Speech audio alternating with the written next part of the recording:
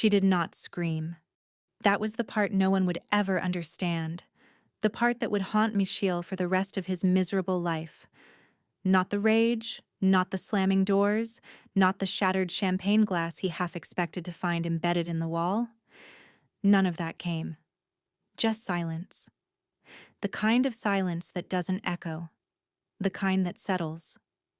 The penthouse sat 62 stories above the city, and from this height, the world below looked exactly the way Michiel believed it to be. Small, manageable, entirely beneath him. Floor-to-ceiling glass stretched across the entire northern wall, and beyond it, the skyline burned in cold blue and gold. Towers of light stacked against a moonless sky like a kingdom built specifically for his reflection. He was asleep by 10. He always slept well. Leah stood in the center of the master study, and she did not move for a long time. Her emerald gown caught the ambient glow of the city through the glass, deep, saturated green, that made her brown skin look lit from the inside, like something precious held up to a flame. Her makeup was still perfect. Her cheekbones still caught the light exactly right. She had gotten dressed tonight for a dinner he canceled by text at 6:47 p.m., 3 laughing emojis at the end of the message as if her time were a punchline with a built-in audience. She had not cried then either. Her deep brown eyes were glossy now. Not with grief, but with the exhaustion that comes from holding something heavy for years, and finally deciding to put it down. Her brows drew together slightly. Not in anguish. In the quiet concentration of a woman doing precise and permanent math. Her lips pressed together. Trembled once. Then stilled. Her chin lifted. 2 hours ago, she had walked into the living room and found them there. Michiel in his navy suit, still warm from the dinner reservation she had made, and the woman in the red dress pressed against his side like a signature on a contract. The woman's arms looped around his chest with the ease of someone who no longer worried about being seen. Her mouth curved at the corner, that particular smirk designed not for Michiel but for Leah. A performance of victory. A statement. I am here. And you already know what that means. Michael's jaw had gone tight. His eyes widened, his shoulders locked. Not because he was sorry. Because he was caught. And there is a difference, a vast, unmistakable difference, between a man who is sorry and a man who is merely inconvenienced by being seen. He had told his friends 48 hours before that moment, voice rolling with a satisfaction too deep to be accidental. She has nowhere else to go. She'll never leave. Asterisk, he had actually believed that. Leah crossed the study now. Footsteps soundless on the imported marble. She opened the mahogany desk drawer and removed a single envelope. Thick, cream-colored. The kind used for documents that mean something. She had prepared it 3 days ago. She had been calm then, too. She placed the signed divorce papers in the exact center of his desk. Then she removed her wedding ring. $500,000 of platinum and princess-cut diamond. 3 years of her life compressed into a circle small enough to fit in her palm. She set it in the very center of the papers, aligned it with a precision that felt, even now, like an act of authorship rather than grief. She stepped back. She looked at the desk for exactly 3 seconds. Then she picked up the single bag she had packed and walked out the front door without looking back. The rain outside was cold and immediate. The kind that soaks through to the skin in seconds, and Leah stood at the base of the private estate drive and let it come. She did not reach for her phone. She did not call a car. She stood in the downpour in her emerald gown and she breathed, slowly for the first time in 3 years, like a woman remembering what her own lungs felt like. That was when the headlights appeared. Not one set. 4. Perfectly spaced, moving in absolute formation, armored black SUVs gliding through the rain with the quiet authority of something that does not need to rush because it has already won. They slowed to a stop in front of her, one after the other, engines barely audible above the rain. The rear door of the center vehicle opened. He stepped out without an umbrella for himself. He walked directly to her. Charcoal suit unmarked by the rain as if the weather understood its place, and extended the umbrella over her head in one seamless motion. He was not rushed. He was not performing. His sharp jawline was relaxed. His jet-black hair, swept back with effortless precision, caught the cold blue of the city lights behind him. His dark eyes found her face and stayed there, not with hunger, not with possessiveness, with recognition. The way a man looks at something he has been waiting a long time to stop, watching from a distance. "It's about time," Sun Joon said quietly, his voice steady as iron wrapped in silk. Leah looked at him for a long moment. The rain drummed against the umbrella above them. Behind her, 62 floors up, Mikhail slept with a smug smile on his face, already certain she would be back by Thursday. She stepped forward and got Intersday. She stepped forward and got into the car. Here is what no one ever sees in a story like this: the exact moment it ends, not the departure, not the papers, not the rain, the moment. 48 hours before Leah placed that ring on those papers, she had been standing in the kitchen of the Midtown apartment, the smaller one Michiel kept for working late, her back to the hallway, reviewing a contract clause on her tablet. She was not supposed to be there. Michiel had told her the dinner was a client meeting, men only, the kind of explanation he had used for years to keep her out of rooms she had helped build. But she had forgotten her laptop, and the drive back was short, and she still had the elevator access code. She heard him before she saw him. His voice carried the easy, rolling confidence of a man entertaining an audience he had already won. The same register he used on investors in the first 10 minutes of a pitch, before the room belonged to him. "Leah?" One of his friends laughed, the sound bouncing off marble. "Come on, man, she's not going anywhere." "Obviously not." Michael's voice, comfortable, amused. "She has nowhere else to go. You think she's going to walk away from all of this? She'll never leave. She made a man out of nothing. She wrote every contract that kept his company standing. She corrected his errors in silence for 3 years, never asking for credit, never demanding acknowledgement, because she had told herself that her loyalty would eventually make him worthy of it. And in 22 words, delivered to an audience of his peers for the price of a laugh, Michael answered every question she had stopped letting herself ask. He was not afraid of losing her, because he did not understand what he had. She picked up her laptop. She walked back down the hallway. She passed the living room doorway without slowing, and Michiel looked up and saw her, and the smile stayed on his face. Unhurried, entirely unconcerned. The smile of a man who feels no danger. She smiled back, briefly, the way you smile at something that no longer has any power over you. Then she went home and started packing. She told herself the decision was made in that hallway. It wasn't. The decision had been made 100 small moments before that, and the hallway was simply the moment she stopped pretending otherwise. Michiel woke at 7:45. His mistress was still asleep. Dark hair spread across Leah's pillow with an ease that said she had stopped feeling strange about it weeks ago. Michiel moved through the penthouse in his robe, already reaching for his phone, his brain cataloging the day, the 9 a.m. soul call, the board lunch, the thing with Davis at 3. He went into the study for a charger, and then he stopped. He stood at the edge of the desk and looked at the papers. Her signature at the bottom, neat, precise.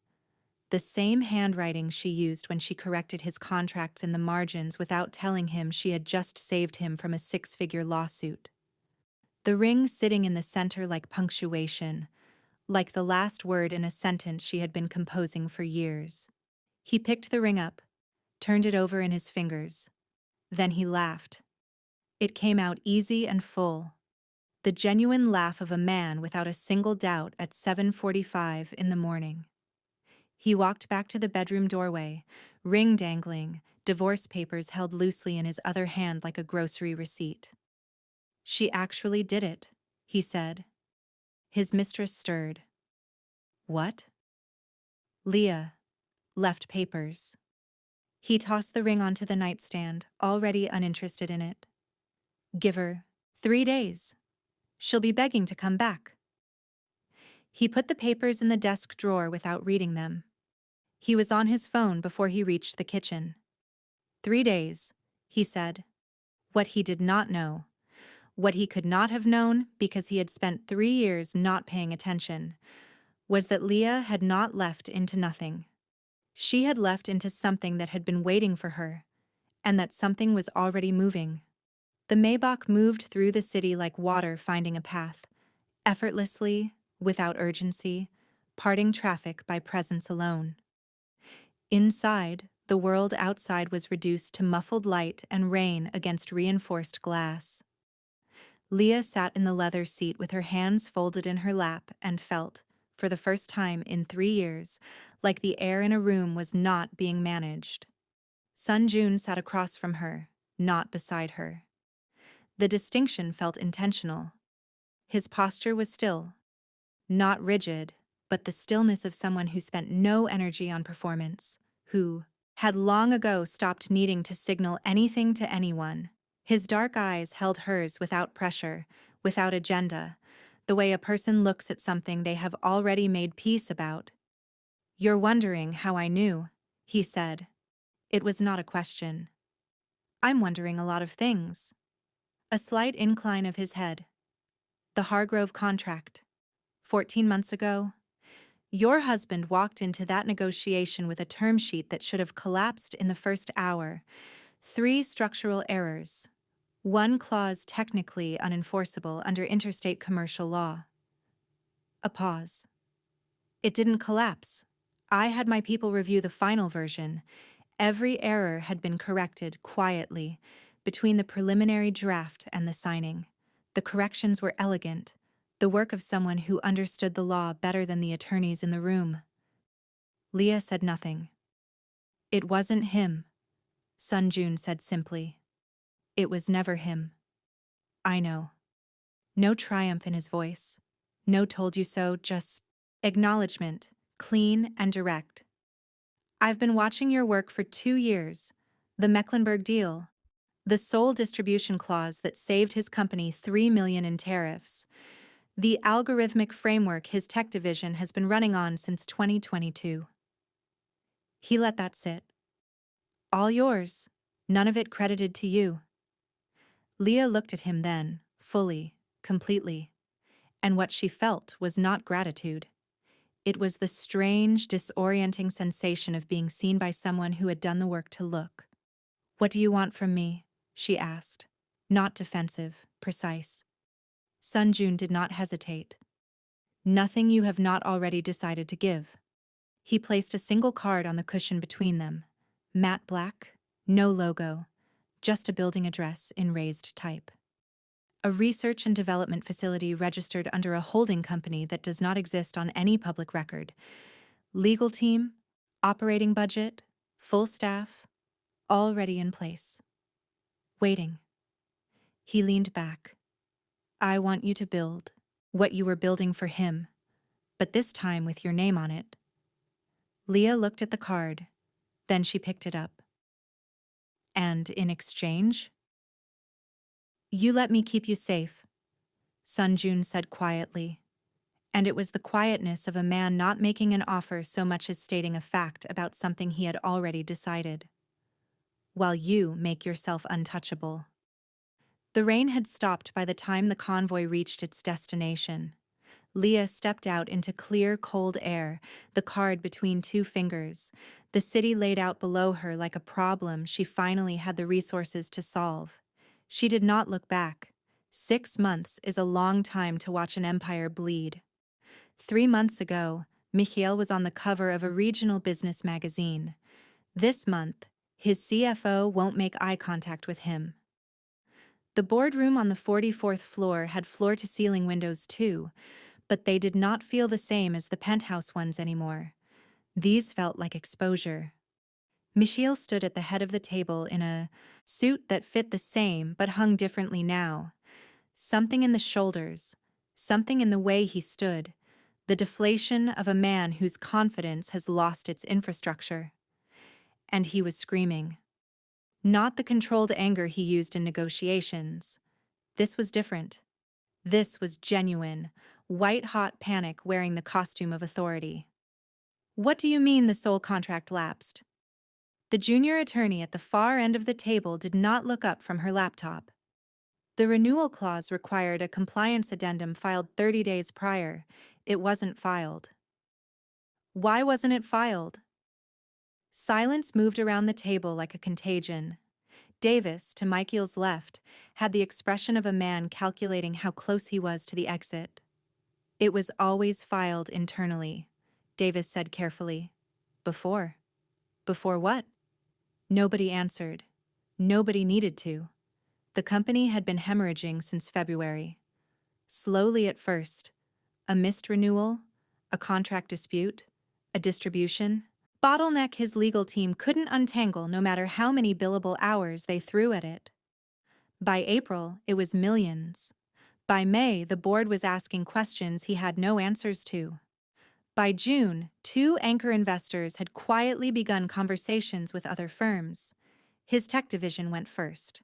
The algorithmic framework he had described in 3 separate keynote speeches as the backbone of Hargrove's competitive advantage, built from the ground up by our visionary leadership team. It had started throwing errors in March that no one on staff could diagnose, because no one on staff had written it. Outside consultants confirmed what the junior developers had been too afraid to say. The system had been maintained by a single intelligence for years, and that intelligence was gone.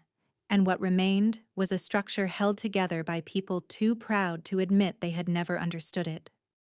The mistress left in April. No scene. She simply stopped appearing. The departure of someone who had sensed the value draining from an investment and moved on before the formal announcement. Michiel did not tell anyone she had left. He sat in the boardroom and looked at the faces around the table and saw, for the first time, that none of them were looking back at him the way they used to. There was a new carefulness in the room. The way people look at something they are no longer certain is structurally sound. He thought about the ring he had tossed onto the nightstand. Give her 3 days. It had been 182. Find her, he said. Stripped of performance, bare and urgent in a way that made Davis look up sharply. Leah, I want her found. Hire whoever you need. I don't care what it costs. I'll make the calls, Davis said quietly. He thought finding her was the answer. He had no idea that finding her was the beginning of the end.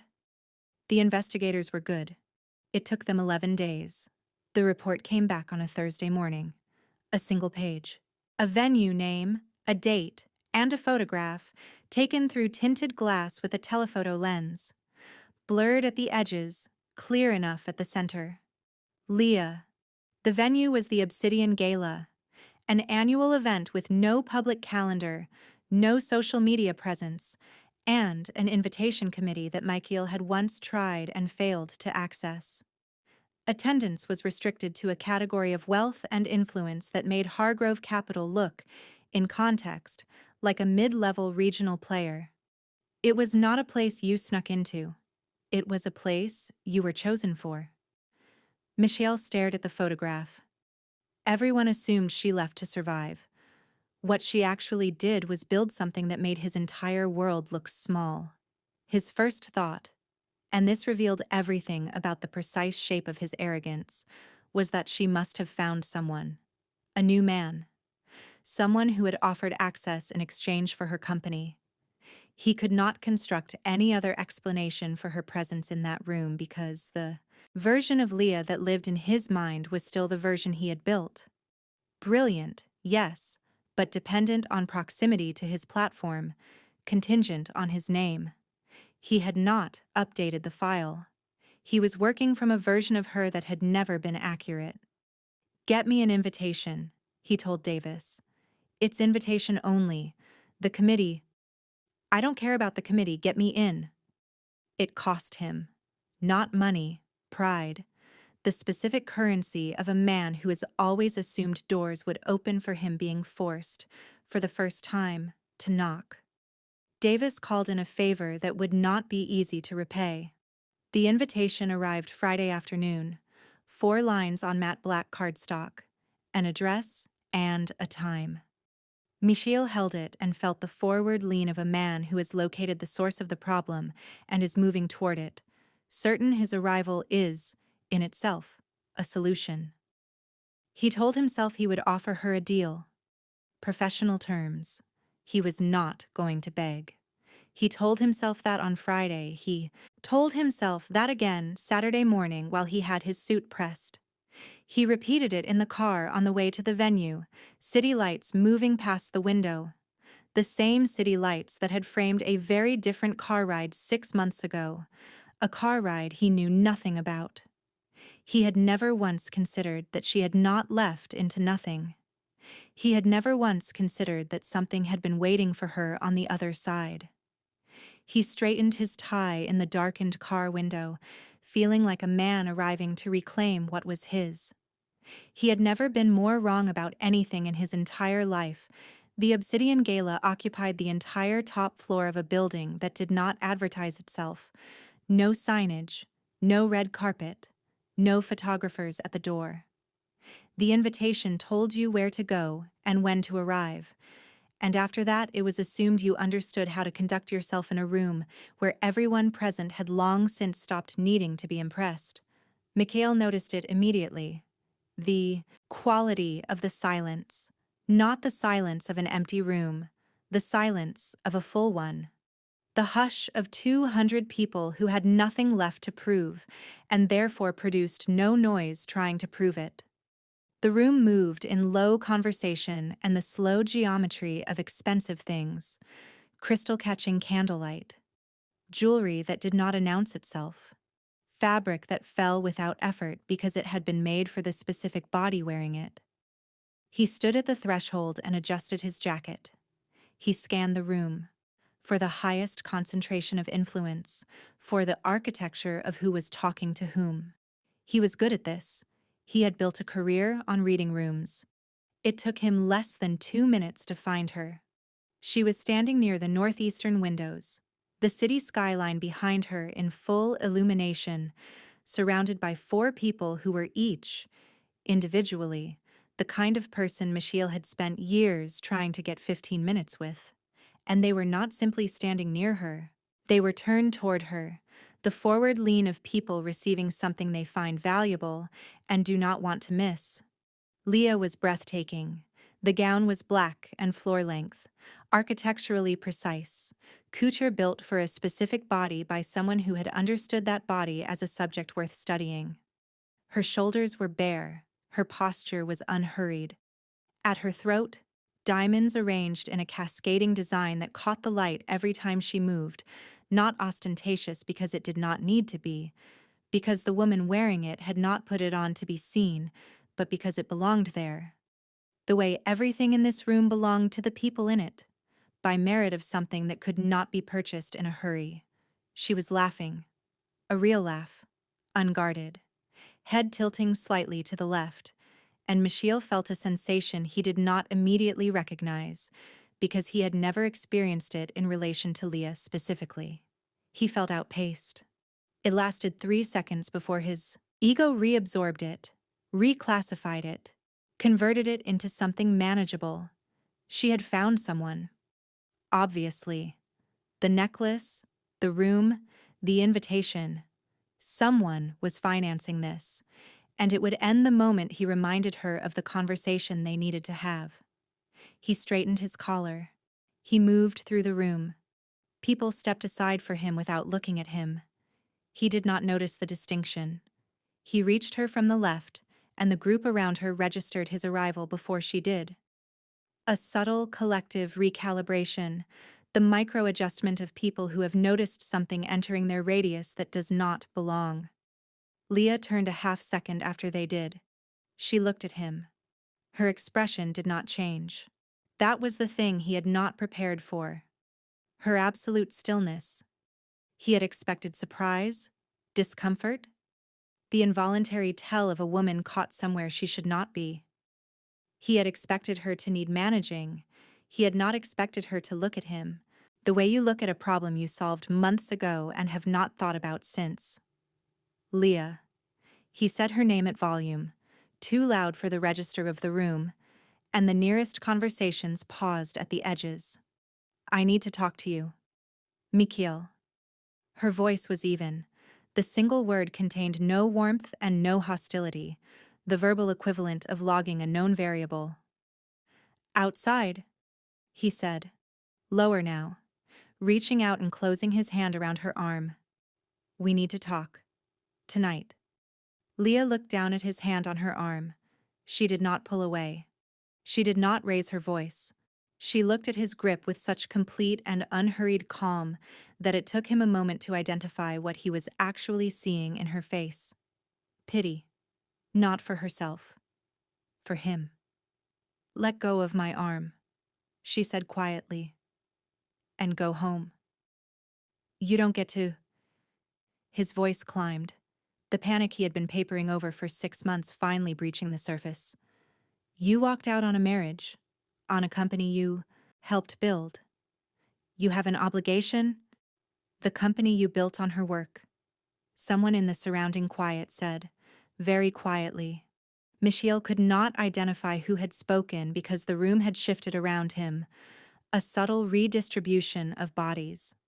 And he became aware, through the back of the neck, through a change in the density of the air, that something had changed behind him.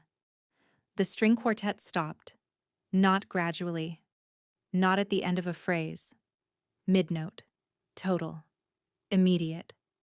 The silence moved outward across the room like a pressure wave, until 200 people were standing completely still, every conversation abandoned, every glass lowered, all attention converging on a single point. The point was behind Michiel. He turned around. Sun Joon had not rushed. That was the detail everyone in the room would remember. Not what he said, not what happened after. The fact that he had not moved quickly, had not cut through the crowd, had simply been somewhere else and then been here, as if the space between had contracted around his intention. He stood 2 feet behind Mikhail in his charcoal suit, hands at his sides, his expression the same expression he wore in the back of the Maybach, in the rain, in every room where the outcome had already been decided, composed, unhurried, the face of a man who has never needed to raise his voice because every room he enters already knows what he is. The silver-haired sovereign wealth partner had lowered his eyes.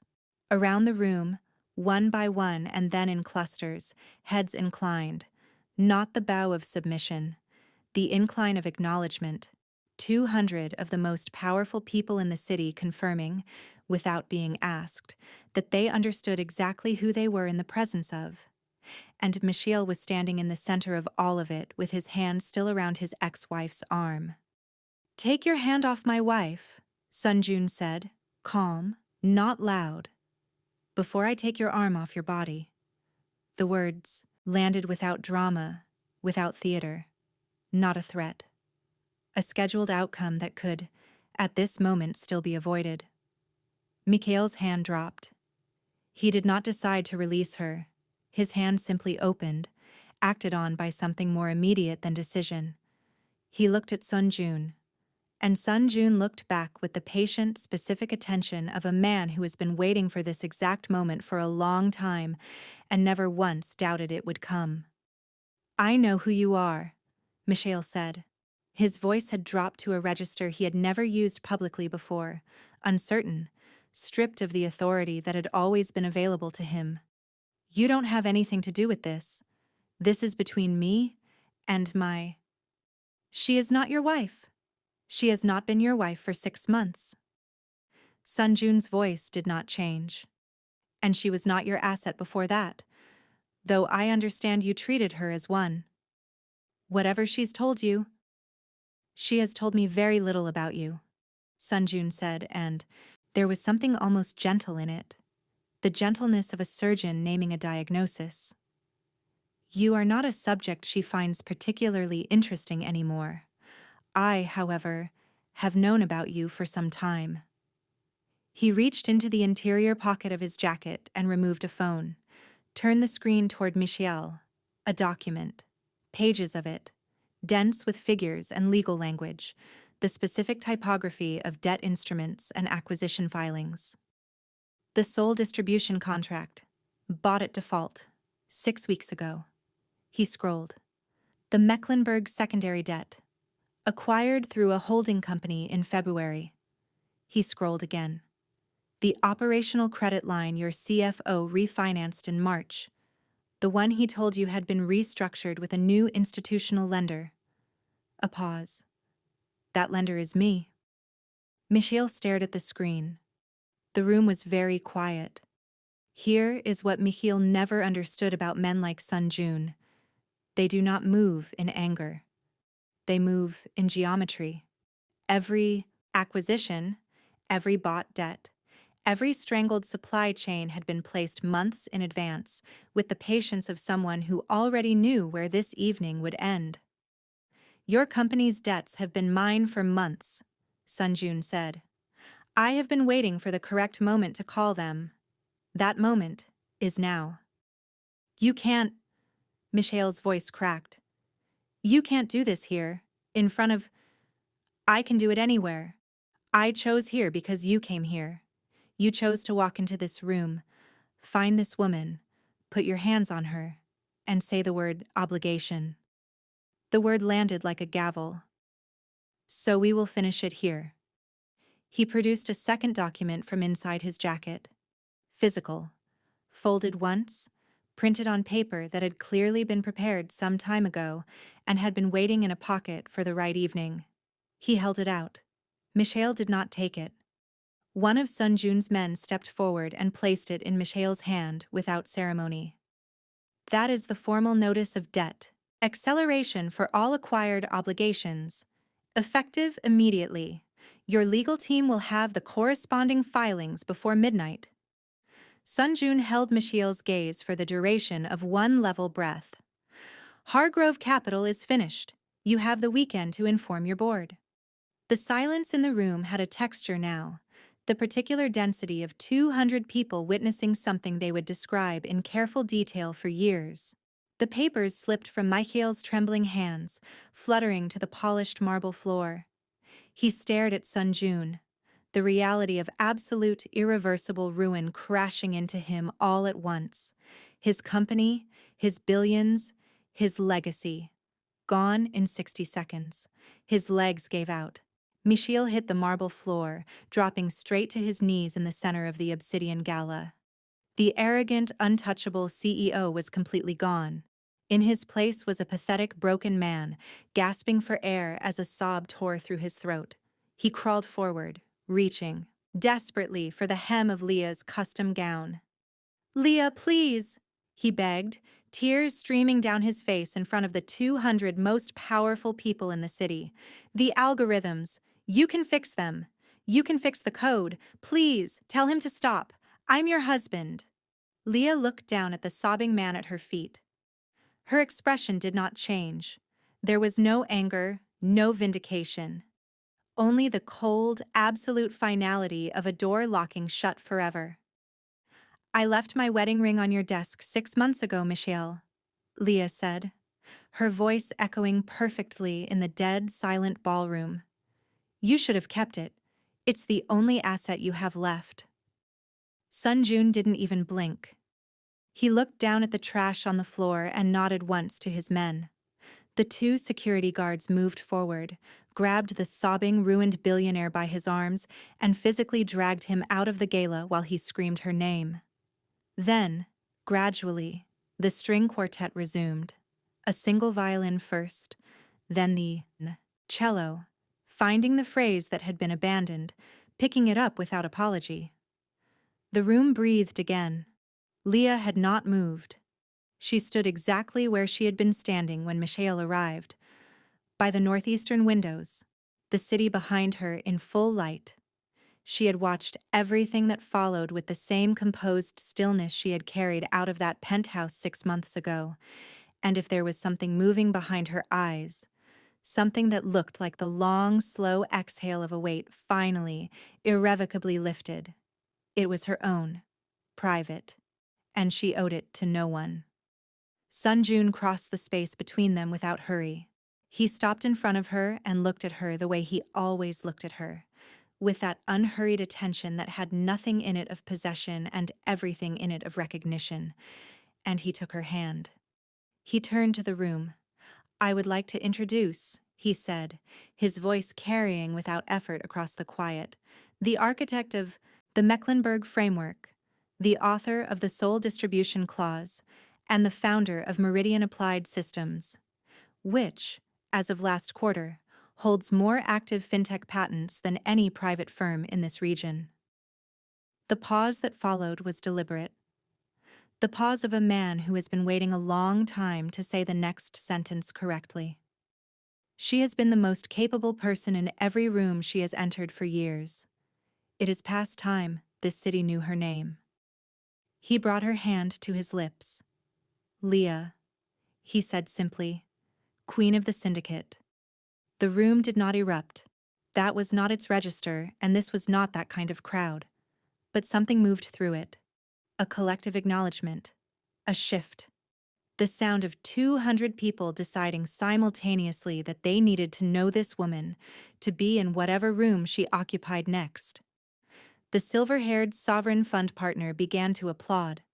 Alone at first. And then the room followed, and it was not the applause of an audience. It was the applause of a room meeting its equal. Leah stood in the light of the city she had helped build, wearing diamonds she had earned, beside a man who had spent 2 years learning the shape of her intelligence before he ever said her name. And she felt, moving through her chest, something she had not felt in longer than she could accurately measure. She felt correctly placed. She felt like herself. She smiled, and it reached her eyes. And it was nothing like the smile she had given Michelle in a hallway 48 hours before she packed her bag. That smile had been a door closing. This one was everything that came after. Some people will take your silence for weakness, your patience for fear, and your loyalty for a lack of options. They will look at everything you have quietly built for them and call it theirs. They will bet, with complete confidence, that you will never leave. But grace has a limit. And the moment you know your worth, truly, know it, in your bones, past the point of needing anyone else to confirm it, everything changes. You don't leave in anger. You leave in clarity.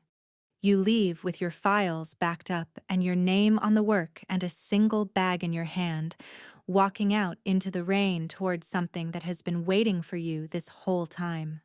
Clarity is not loud. Clarity is a ring placed in the center of a desk at midnight by a woman who has already decided. And if you have ever poured yourself into someone who could not see what they had, who laughed when you left, who assumed you would come back, who only missed you when the lights started going out, then this story was for you. Because here is the thing about diamonds. They do not stop being diamonds because someone failed to recognize them. They just wait for the right hands. Drop a crown in the comments if you know Leah deserved every single thing that happened in that ballroom. And if you want to see what she builds next, subscribe right now, because the Meridian story is coming, and you do not want to walk in late.